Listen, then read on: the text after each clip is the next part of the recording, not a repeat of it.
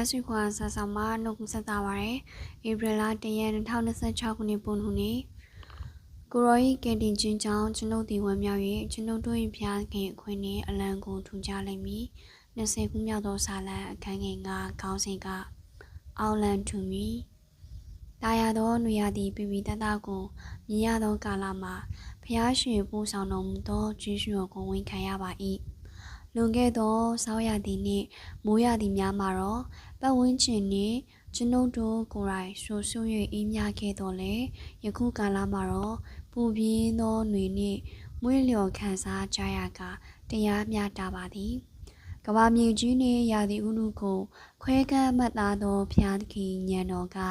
အံ့ဩချီးမွမ်းစရာပါနော်တခါကကရင်ကျမ်းစာကျောင်းအင်းစေဤကျောင်းအုပ်ဆရာမကြီးအမိုးလွယ်ပြောခဲ့သောဒေသနာစကားကိုသတိရမိပါသည်သူမကဘဝဆိုတာဘယ်သူအတွက်မှမလွယ်ကူပါဘူး Life is no easy for everyone ဟုပြောခဲ့ရာမှတ်သားမိပါသည်တကယ်တော့အပူနဲ့အေး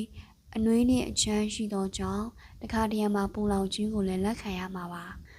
သို့သောပူသည်ဖြစ်စေအေးသည်ဖြစ်စေဘုရားသခင်ကကျွန်တော်တို့နှင့်တူရှိပါသည်တကယ်ရှုကသူ၏တပည့်တော်များအားလူမျိုးတကာထံသို့သွားကသူ၏တပည့်ဖြစ်စေရန်တောင်းဝင်ပေးခဲ့ပါသည်ခက်ခဲသောခြေနေမှာရှုံစား၍သွားလာလုံဆောင်ရန်အတွက်တပည့်တော်တို့ခမညာစိတ်လှုပ်ရှားကြပါသည်သို့သောသခင်ယေရှု၏ဂရုတော်ကအားတက်စရာဖြစ်ပါသည်ငါသည်လည်းကကမာဂုံသည့်တိုင်အောင် to the end of the age သင်တို့နှင့်တူအစဉ်မပြတ်ရှိသည်ဟုမိန့်တော်မူ၏ဤတူစွာပင်ယနေ့ယုံကြည်သူများသည်လည်းအာယူ၍ရဲရင်စွာဖြင့်နွေရာသီကိုရင်ဆိုင်ဖို့ပါနော်တခါတရံမှာအေးချမ်း၍တခါတရံမှာပူပြင်းသောလောက၏နေရများမှာစိုးရိမ်စရာများကိုတွေးမိသောအခါပေတရုနှင့်ဒိုင်လာကိုဆက်ဆက်တတိရဖို့ပါရေပေါ်မှာလမ်းလျှောက်နိုင်ကမှလိုက်တပိုးအောင်နှိမ့်မြုပ်ခဲ့သောပေတရုကိုအနားမှရှိသောသခင်ဖျားက